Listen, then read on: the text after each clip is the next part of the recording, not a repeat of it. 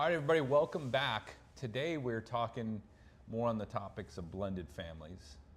And, you know, the other day I wanted to tell you a little story. The other day we went to a family life conference, which is one of those conferences, well, it's actually the conference that was the start of saving our marriage. Mm-hmm. And we were talking to the director, and he was saying, we were telling him about our podcast, the Blended Not Shaken podcast, and he was saying, well, it's so strange. We have so many blended family pieces of curriculum and content and courses and things like that. And I was like, well, it doesn't really seem strange because there's more blended families. And right.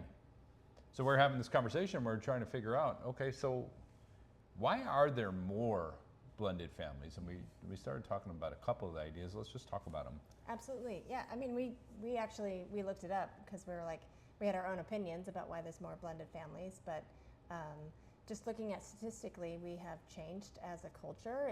It's a little bit more acceptable to have children when you're not married or to get divorced, things like that. We have different types of families that are being developed in our culture and our society. So you just have all these different dynamics for children. What do you mean different types of families? Well, like people are getting married later on in life, or they're deciding to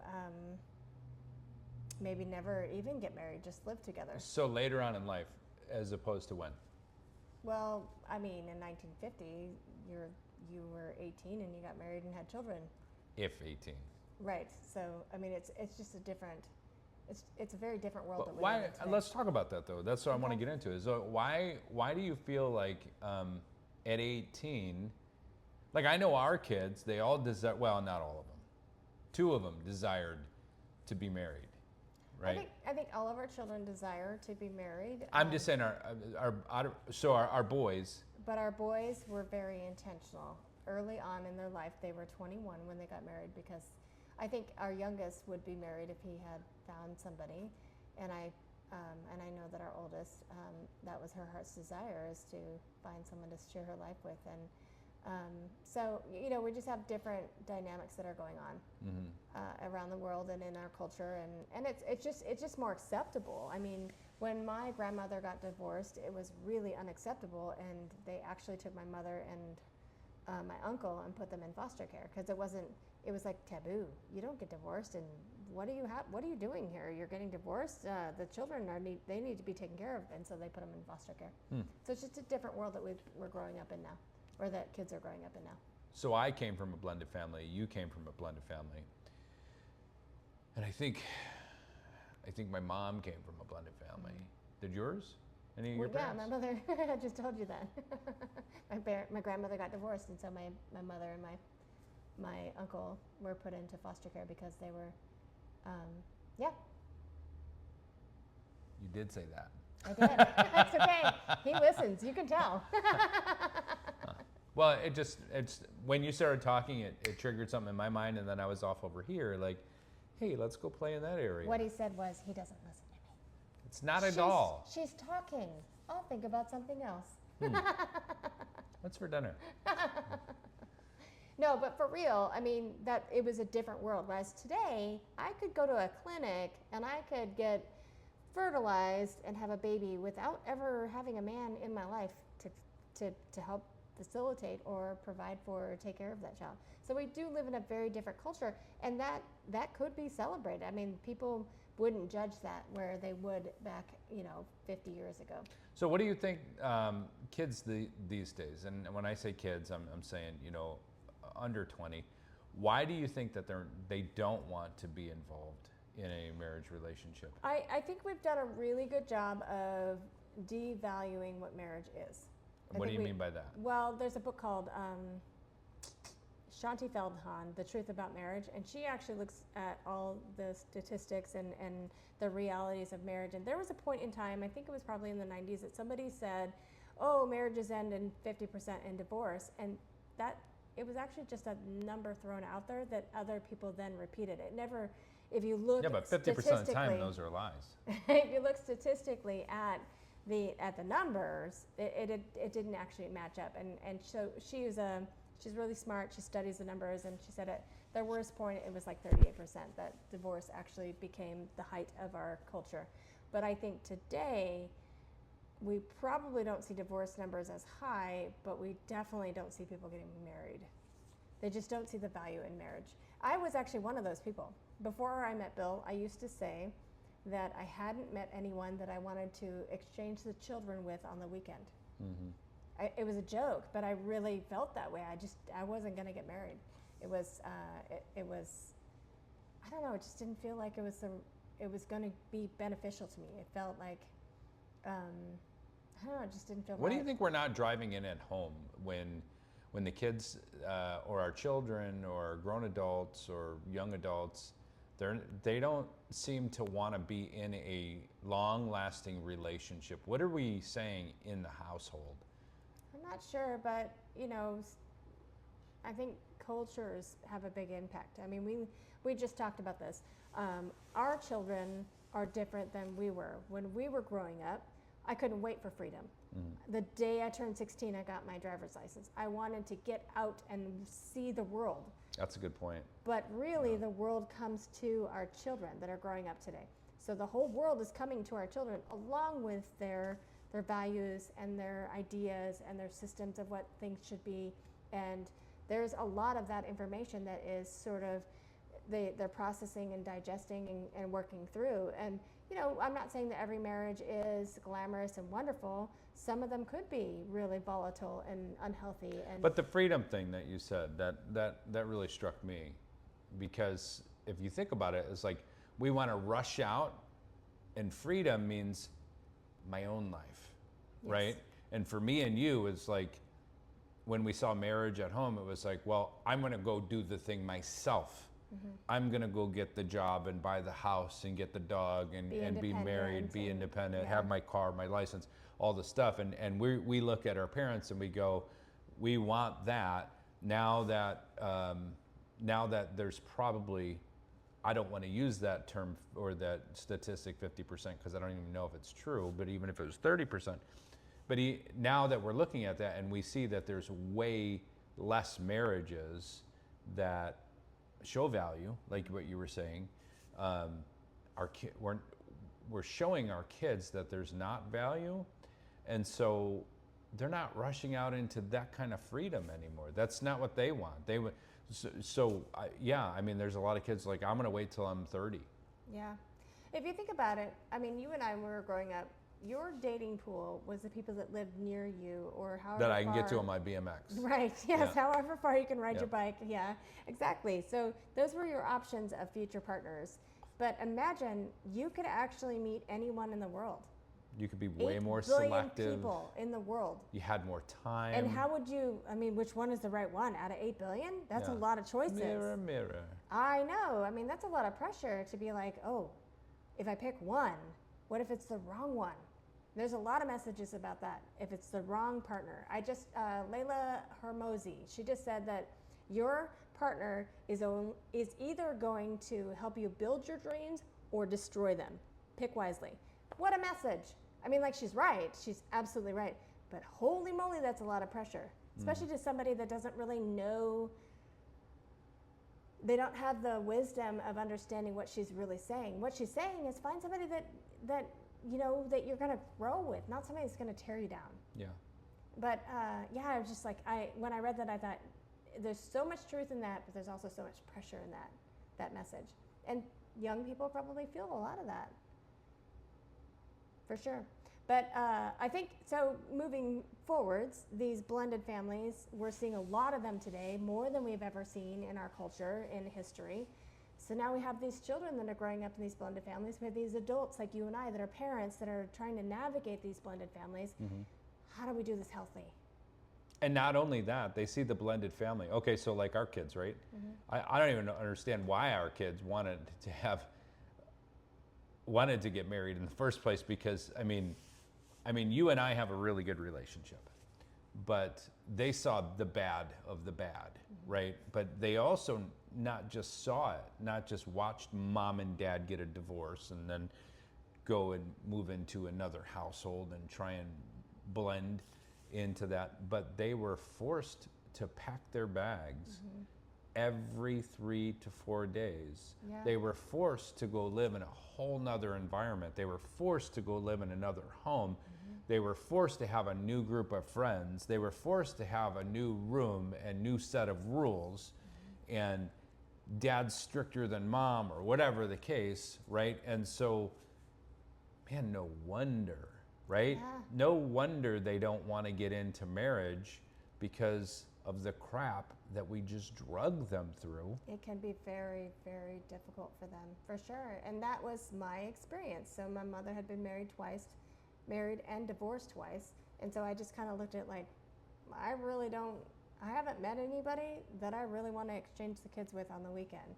Because I was thinking, well, if I get married, we're probably going to have a family, and then it's not going to work out, because that's what happens in marriage. And then, do I really want to do that exchange on the weekend with that person? And I watched a lot of my friends go through it, and it just wasn't, I didn't see how this could be a good thing, and it was really unfortunate. I think I had that lens, like some of the younger people looking through, like marriage just doesn't have a value to it. And that's, you brought up another good point I was just thinking of. So in our recent business structure that we have with some of our partners, we had this conversation, hey guys, things are good right now. Let's talk about the structure of our relationship, because when things go bad, we want to make sure we're setting the rules now when we love each other. Yeah. Because chances are, when the divorce happens in a business, you're not going to love each other. Yeah. And there's going to be attorneys, and there's going to be all kinds of stuff. And so let's set the rules now. Let's understand the expectations now for if the band were to break up, right? And so that's exactly the same thing that you're saying is, we're setting the expectation, right? That we're setting low expectations. The bar is set very low. It was very low. Yeah. As a matter of fact, Bill and I, early in our marriage, discussed what we would do with the children if we got divorced. It was a common conversation. It was one of those things that we wanted to make sure that we both had an alignment on this. If this doesn't work out, this is what's happening for the children. But we came from a place of having been raised in a blended family. You and I know what it's like to be in a blended family. Yep. I know what it's like to not see my father for 5 years, and to have, aunts and uncles and grandparents that are not biologically my parents, and then those people get divorced, and I never saw those people again. So I knew what it was like to live in that environment. I didn't want my children to go through that. And so when we had children, we really only had one child together. We had 4 children, 5 children total, 1 together. 6 now. And a bonus child. But we're grateful for we love all our kids. We just came from a place of, we know what it feels like. We're going to do this better for them. And that was the point. That's the point of all of this, is that we just want it to be better for them. And I'm just really grateful that we did that. All of our focus, everything that we did was trying to keep in mind that, and I actually got advice. I got advice from, her name is Fran Main. She's a wonderful woman. She raised stepchildren and was older in her life when I met her, and she told me this best advice I ever heard in my entire life, best advice. And it was, children did not choose divorce. They did not choose to be in this blended family. You need to give them grace. And I really feel like that was good advice, because I looked at my kids and I thought, you know what, you're right. Yeah. I had this mental image in my mind that if I could just hold my arms up, and I could just hold them in my arms, and I could just take arrows in my back and just absorb the things that suck and they're not fair, that they don't have to deal with, I'm going to do it, even though it's not fair for me. So what's 2 things that we could do to help maybe another family right now that's going through a struggle, kind of like what we did? What's 2 points that we can make that are just impactful, things that are important to remember, things that we should really just focus on? And I want to say the first one. Okay. And because you've already said it. So I'll sound smarter that way. Okay, you do it. But I'll say it in my own words. Okay. is that you probably haven't heard this before, right? Children didn't ask for divorce. But it's true, because if you think about it, the kids are going through, our kids, how many times did they say, Kimberly, when is Dad going to be moved back home with Mom? I remember, when our oldest son, after our daughter was born, she was probably a year old. One day he came to me and he said, I have this idea. And I think he was 5 or 6 years old. He said, I have an idea. I said, okay. He said, what if we buy a house next door to each other, and Dad can move back in with us, and you and the new baby can live next door? And I said, that's a really, really good idea, but that's not how it works. Yeah. Because they don't understand. Yeah. He just wanted his family back together. And it was really unfair to him that this is how the life was going to be. Yeah. Yeah. What's something else? It breaks my heart. And the other thing that I would say is, when parents keep score, the only people that lose are the children. That's true.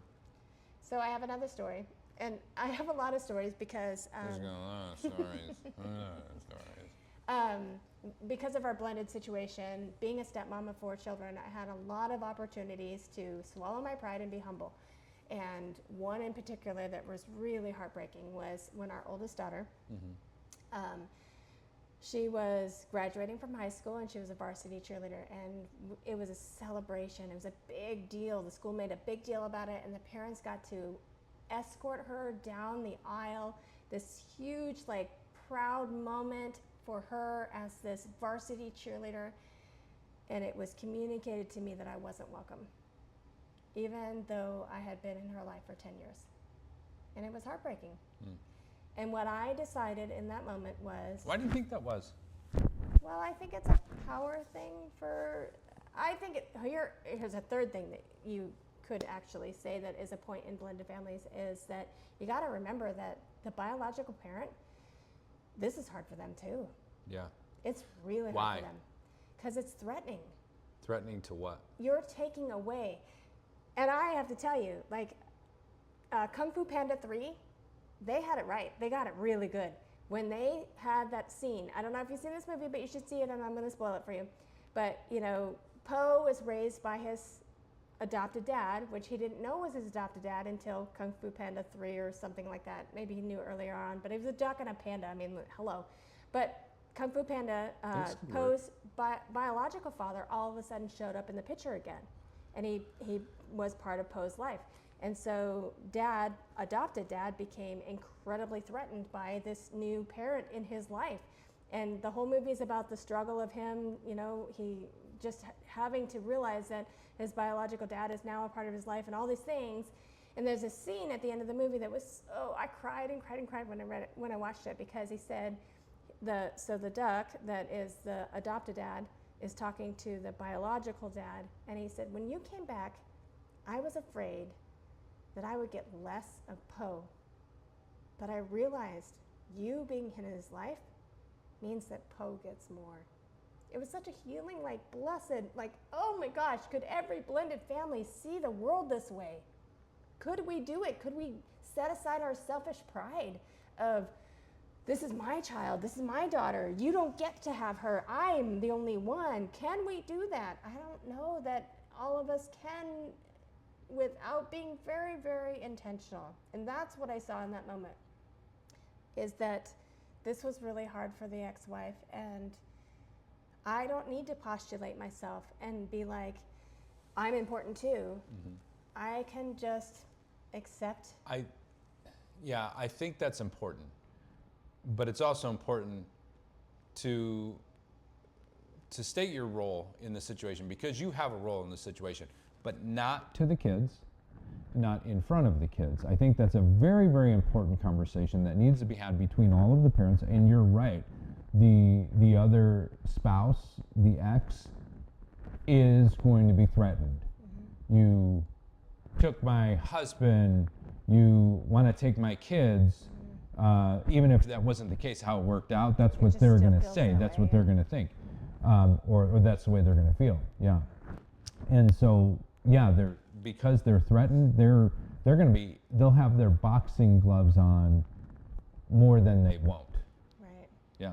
And so it's always going to be a fight. It's always going to be that fight. But I think it's important at one time to get together, maybe even in front of a professional environment, a family counselor or whatever the case, and say, look, if you can get to that point, it's really important for the health of the family to be able to say, look, I understand, I'm not trying to take your role. I don't want to step in, and I don't feel like I'm better than you, Yeah. but I get to love this kid too, Yeah. you know. And me being here doesn't mean less for you. It means more for more them. for them. Yeah. Yeah. Yes, I agree. If you have that kind of relationship with the ex, oh, bless you. And if you're able to have that communication with them, oh, what a blessing it will be for the children's sake. Absolutely. But if you don't and you can't, you can still navigate this. And the best thing in the world that you can do is to humble yourself and shut your mouth. Because they didn't choose this. The children did not choose to be in this scenario. And your job in the blended family is to make it as an easy transition as they can. Make it as normal as you can. Make it, I mean, we celebrated holidays together. We went on vacations together. We did everything With we the could. spouse, the ex. Yeah, just to make this, just so that our children felt loved. Because that was, at the end of the day, that's all that matters. And we really tried to do that, but really what happened is we just realized, okay, this isn't really, like it was a fairy tale we were trying to live. Like, hey, let's all go on vacation together, all three of us with the kids, and let's go spend all of, and that's cool if you can get it to work, but it didn't work for us. We really wanted it to work. We tried to make it work. We tried to work, but it takes all three of us to make that work. And yeah. We're not saying, go on vacations together. What we're saying is do the best that you can for the kids' sake. Yeah. That's the point of it. Do the best you can for the kids' sake. And so now we have all adults. All of our youngest are 21. All of our children are, living their lives as adults, very functional. And we are so blessed and we're so grateful to have the relationships that we have with them. And I can tell you, all of the sacrifices, all of the tears and the struggle, it was all absolutely 100% worth it, because they now are having conversations about their childhood and recognizing sacrifices that we made or decisions that we decided to do, that they're seeing the things. And that's all I can say is don't keep score, keep going, humble yourself, and make sure that they're loved, and it's going to turn out and good. I think there's blessings in like what you just said, because most of our time as parents, we're just like, I don't want to screw up this kid. I'm so screwed up myself. And we don't realize that until we mature, especially when we have kids young, like we did, and our parents did, and so on and so forth. Because I think now, I'm like, if I had a kid when I was 30, I would be so much of a better father, but I wouldn't be able to give the energy that I was able to give when I was 20 to the kids. But I just feel like, yeah, I could do better. I could have done better, but my biggest goal now is to okay, I just want to make sure that we didn't screw them up. And we're so blessed because they do come back to us and they say, you know what? You were good parents, or we didn't agree when we were young of the way your tactics were, but I see it now. I totally see it now. I didn't understand why you did what you did, but now I understand. But now I do, and now it makes sense, and now there's value. So continue to do what you're doing. Make sure that your number one goal is just to love the crap out of your kids and make them, I almost said number one, but really number three. God first, then your spouse, then the kids. Everything else is not important. Those things in your life, if you can remember that order, that's the order.